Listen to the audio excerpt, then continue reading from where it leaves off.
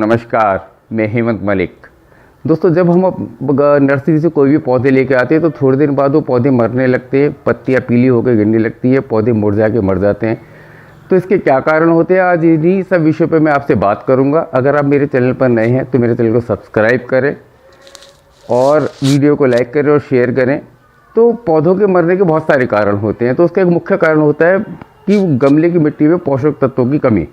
तो ये पोषक तत्व कौन से होते हैं? ये मुख्य तौर पे 3 होते हैं। नंबर 1 नाइट्रोजन, फिर फास्फोरस, फिर पोटेशियम। उसके बाद कुछ माइक्रो न्यूट्रिएंट्स होते हैं जो पौधे की ग्रोथ के लिए ज़रूरी होते हैं, जैसे मैग्नीज, मैग्नीशियम और कैल्शियम। तो सबसे पहले हमें जानना ज़रूरी है कि इन पोषक तत्वों का मिट्टी में, गमले में होना क्यों ज़रूरी है और वो पौधे के विकास में किस तरीके से काम करते हैं। तो बात करते हैं अगर हम नाइट्रोजन की, तो नाइट्रोजन जो मिट्टी में होता है वो पौधे में मौजूद क्लोरोफिल की मात्रा को बढ़ा देता है, जिससे फोटोसिंथेसिस होता है। फोटोसिंथेसिस होने से पौधे की पत्तियां हरी होती हैं और पौधा घना होता है, नए नए शूट्स आते हैं।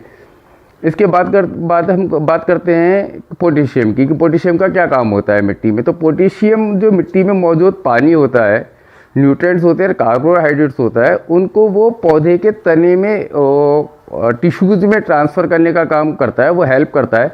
उससे वो जो तना होता है वो मोटा होता है और पौधे का रूट स्ट्रक्चर भी डेवलप होता है। जब रूट स्ट्रक्चर डेवलप होगा, तना मोटा होगा, तो पौधा मरेगा नहीं, पौधा हेल्दी होगा।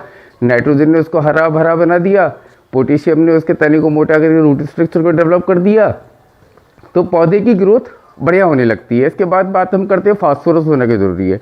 फास्फोरस जो पौधे पे बड्स बनती हैं, यानी कि कलियाँ बनती हैं। अगर फूल वाला पौधा होता है तो बड्स का फूल बन जाता है, और फल वाला पौधा होता है तो बड्स का फल बन जाता है।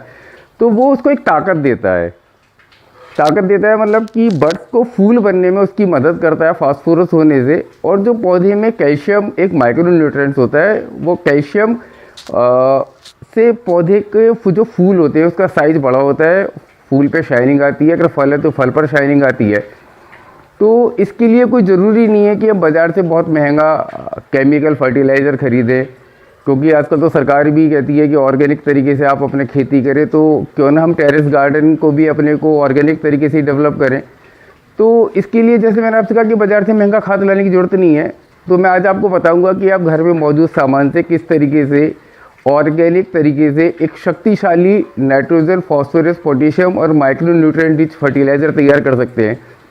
तो आइए मैं आपको बताता हूँ इसको कैसे तैयार करना होता है। सबसे पहले हमें एक लेना होता है काउडंग केक, यानी कि जिसको हम उपला भी कहते हैं। ये नाइट्रोजन रिच फर्टिलाइज़र के तौर पे काम करता है। इसके बाद हम इसमें लेते हैं 100 ग्राम सरसों की खली। सरसों की खली आराम से बाज़ार में मिल जाती है। ये कैल्शियम रिच होता है, इसमें कैल्शियम प्रचुर मात्रा में पाया जाता है। इसके बाद ये मैंने कुछ प्याज के छिलके लिए हैं। ये पोटेशियम रिच होता है, इसमें पोटेशियम बहुत प्रचुर मात्रा में पाया जाता है। और ये खाए हुए कुछ फलों के छिलके, जैसे ये सेब के छिलके मैंने लिए हैं, इसमें फास्फोरस और आयरन प्रचुर मात्रा में होता है। ये कुछ और आलू के छिलके हैं, इसमें स्टार्च बहुत होता है। स्टार्च कार्बोहाइड्रेट का भी जो पौधे में होता है उसको बढ़ाने का काम करता है। तो इस सारे सामान को हमें करना क्या होता है, इस सारे सामान को हम एक प्लास्टिक की बकेट में 5 या 7 लीटर की आपके पास जो पुरानी बाल्टी हो, उसमें आप इस सारे सामान को डाल लीजिए और उसमें पानी भर के 4 से 5 दिन के लिए छोड़ दीजिए। वैसे तो बहुत सारे लोग इसका कंपोस्ट तैयार करते हैं, लेकिन कंपोस्ट तैयार करने में क्या होता है कि चूँकि हम लोग अर्बन एरियाज़ में रहने वाले लोग हैं, टेरेस गार्डन सजाते हैं, तो इसमें जो कंपोस्ट तैयार करते हैं तो उसमें एक बहुत बुरी एक बदबू उठती है, जिसको सहन करना भारी होता है। और हमारे पास स्पेस होता नहीं है कि हम उसको कहीं ऐसे स्थान पर रखें।